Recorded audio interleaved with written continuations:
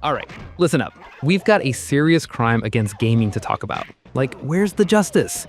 Everybody remembers those movie tie-in games from the early 2000s. Most of them are absolutely terrible. And if you're a Bruce Lee fan, you know exactly where I'm going with this. In 2002, they dropped Quest of the Dragon on the original Xbox. And oh boy, it was a mess. Clunky, stiff, and so awkward it felt like the game was personally insulting the laws of physics. Bruce deserved way better. But here's the thing.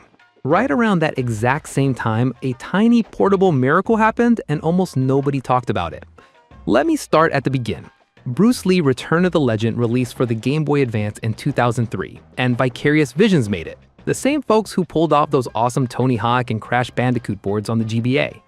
If you dig through the GBA library today, Return of the Legend easily stands among the best side-scrolling beat-em-ups the system ever saw. Seriously. And you know what? It might actually be the best Bruce Lee game, period. Right from the jump, you can tell the devs cared. The story is pure Bruce Lee movie energy. You're not playing as Bruce Lee the actor, but as Feng, a student who goes on an absolute classic revenge rampage after his master gets killed by this big bad called Yakin. The plot's cheesy, there's a CIA handler with a hilarious name, and it's just the excuse you need to sprint around the world kicking skulls in. The magic, though, is in how smooth everything feels the moment you start playing. Vicarious Visions really went nuts here. The animations are genuinely impressive for a Game Boy cartridge. Bruce moves with both speed and a kind of heavy precision. You don't just button mash your way to victory. There's a legit combat system, tuned tightly for the Game Boy buttons. You get punches and kicks at first, but then there are the combos. There's a throw to launch guys over your shoulder, a rolling kick you can just spam on the rougher enemies, and the split kick.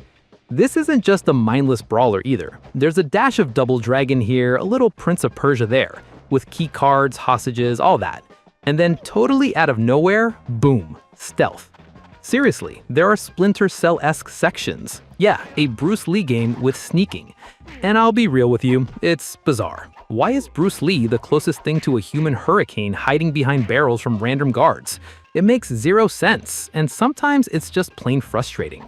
You'll demolish a room full of guys in one stage, but in a stealth area, get spotted once and it's an instant fail. The stealth shizzle is definitely the weakest part. Sometimes the stages blur together, warehouse, temple, repeat, and it does feel tacked on. But I'll give credit where it's due. The dynamic camera work is cool. When you hit big rooms or stealth segments, the camera jumps back and lets you plan ahead. Plus, the controls are snappy enough that dodging patrols is actually fun. There's even this move where you can wall flip over a guard's head and it just feels good when you pull it off. And you're also going to need to get good, because the game is not easy. Regular grunts? No problem. But the bosses? They hit hard and fast. Tian Ba, and especially the final boss Diao, will absolutely wipe you out if you're not using your block and dodge rolls. But hey, if you mess up, the game doesn't punish you like it's 1987. No life system, no game over screens. If you die, your yin-yang health bar empties and you just restart at the latest checkpoint. Feels more like resetting a movie take than losing hours of progress. And I gotta mention the soundtrack too. It's got that 70s martial arts vibe. Wah-wah guitars for the chases, tense, old-school music during stealth.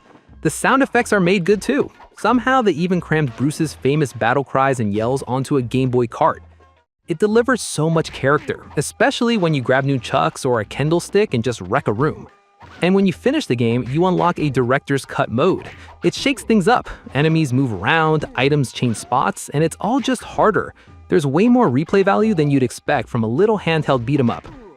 So looking at the Game Boy scene in 2026 with everyone collecting retro stuff, Return of the Legend stands out as a hidden gem. Not many people grabbed it back in 2003, mostly because Quest of the Dragon stunk up Bruce Lee's gaming rep. But now's the time. It's out there, and it seriously deserves a spot in any collection. You get tight, passionate design and a respectful salute to Bruce himself.